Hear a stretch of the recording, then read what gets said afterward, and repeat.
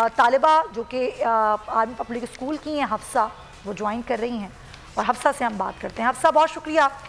वो दिन जो कि हमारे लिए भी एक बहुत मुश्किल दिन था, उस दिन खबर नशर करना हमारे लिए भी एक बहुत हिम्मत का काम था और आज का दिन बहुत दुखी है। क्या हुआ था उस दिन और क्या बताएंगी आप?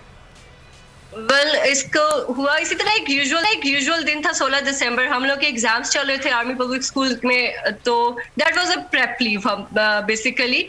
तो हम लोग एक रूटीन में जैसे पेपर प्रिपेयर करते तो हमें एक कॉल आई मेरे चाचू की। उन्होंने कहा कि एपीएस पे अटैक हुआ है। उस वक्त मैं एपीएस उकाड़ा में थी, तो हम लोग को एक दफा शौक लगा कि एपीएस पे कैसे अटैक हो सकता है। Obviously it is an institution और सारा सब जानते हैं कि एक स्कूल पे कौन अटैक कर सकता है। तो हम लोगों ने न्यूज ऑन किए तो वहां पे भी कोई ऐसी न्यूज नहीं आ रही थी। जो न्यूज आ रही थी वो थी कि एक निजी स्कूल पे हमला हुआ है। तो कुछ देर तो किसी को एक्सेस नहीं थी, वहां पे कोई इन्फॉर्मेशन नहीं पहुंच रही थी। हमें तब पता लगा है जब न्यूज में स्प्लिट हुई है स्क्रीन ड्यूरिंग बुलेटिन और लेडी रेडिंग हॉस्पिटल के बाहर के मनाजिर उन्होंने दिखाए हैं। तो पहला बच्चा जो उन्होंने जिस पे कैमरा गया है, दैट वाज हमारी जान निकालने के लिए वो चीज बहुत थी कि वो इसी यूनिफॉर्म में मलबूस था जो हमने पहना हुआ था, वही ग्रीन कोट, वही मोनोग्राम जो हमारी पहचान है, जो जिससे हम जाने जाते हैं, वो खून में लथपथ था। तो हम तक ये न्यूज इस तरह पहुंची एक बुलेटिन के थ्रू, एक कॉल के थ्रू। और वो दिन जो कि एक आम दिन की तरह शुरू हुआ था, कोई नहीं जानता था कि वो किस सिमत लेके जाएगा आने वाले दिनों में। अब हमारा क्या संगे मील होगा, क्योंकि इस वाक़े ने पूरी कौम को तो हिला के रख दिया, मगर एपीएस के स्टूडेंट्स के अंदर एक अलग किस्म की ही रूह कह ले उस दिन के बाद। क्योंकि हम लोग एक सदमे से भी गुजर रहे थे कि जो शहीद हो रहे थे वो हमारे बहन भाई थे, जो शहीद हो रहे थे वो हमारे फेलोज थे, जो जख्मी हो रहे थे वो हमारे फेलोज थे। जिस यूनिफॉर्म को खून में लथपथ किया गया था वो हमारा यूनिफॉर्म था। तो एज एन एपीएस स्टूडेंट हमारे लिए वो दिन शायद जिंदगी का सबसे कठिन दिन होगा। कहते हैं कि आपको दुख दर्द का अंदाजा तब होता है जब आप पे वो चीज गुजरती है। तो वो 144 जनाजे आप समझे कि हर एपीएस स्टूडेंट के घर से निकले थे। आप सही कह रही हैं, वाकई ऐसा ही है। और वो जो ट्रॉमा था ना, जब ज़ाहिर हम तो खबर दे रहे थे, हम तो खबर नशर कर रहे थे, उस ट्रॉमा से निकलने में मुझे भी बहुत वक्त लगा था। कई रातें मैं सो नहीं पाई थी। तो आप लोग तो खुद उस सानिये से गुजरे, आपके फेलोज, आपके दोस्त शहीद हुए, टीचर्स शहीद हुए। आप लोगों को कितना अर्सा लगा उस ट्रॉमा से निकलने में?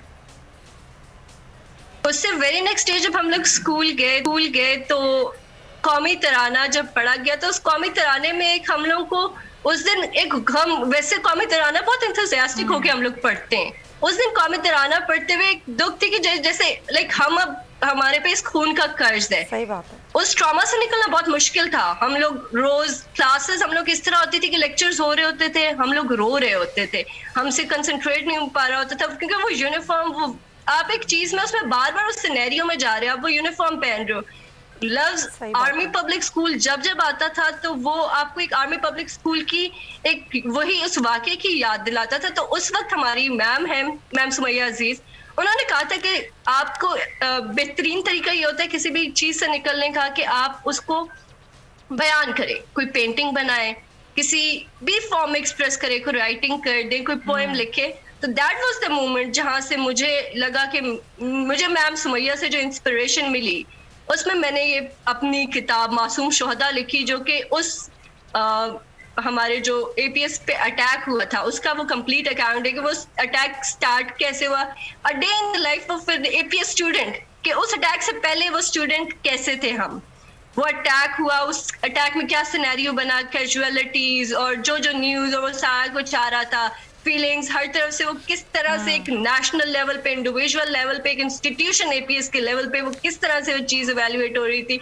और फिर पोस्ट अटैक हमारे जज्बात, हमारे हौसले और मुल्क में होने वाली डेवलपमेंट्स, इन कुछ चीजों को लेके इस सब पे वो बुक बात करती है। तो that was my way of getting out of the trauma. मैंने अपने ट्रॉमा को ओवरकम करने के लिए अपनी बुक बिल्कुल सही बात। शुक्रिया। तालिबा आईपीएस की हमारे साथ मौजूद थी आज के दिन पर बात करने के लिए।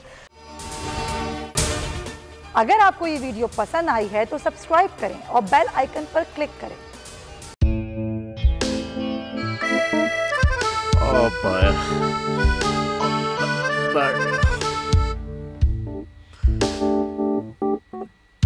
इंतशार से निकलने का वाहिद हल इंतखाबात हैं।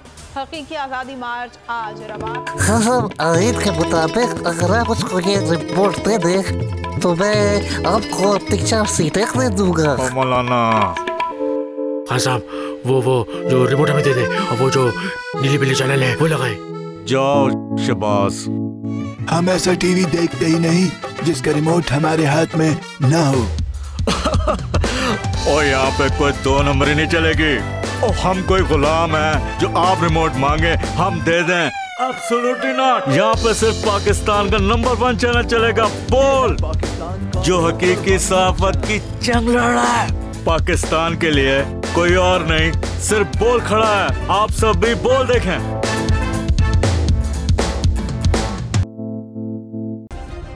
सब्सक्राइब करें और बेल दबाएं ताकि कोई खबर रह न जाए।